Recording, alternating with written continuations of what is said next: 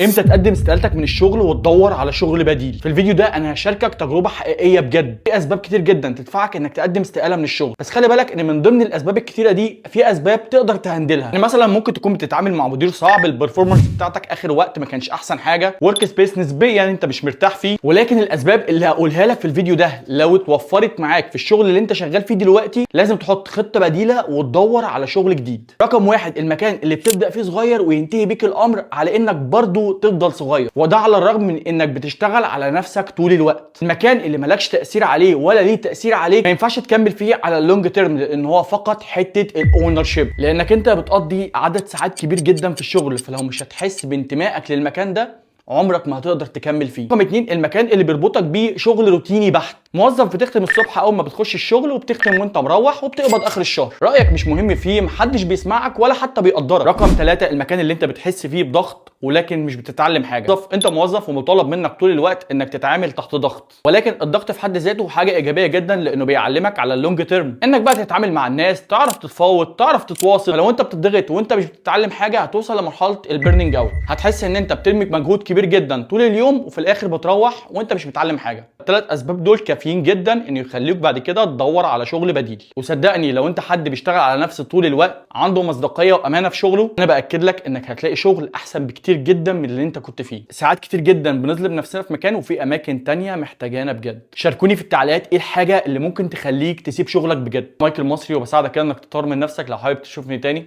اعمل لي فولو. سلام.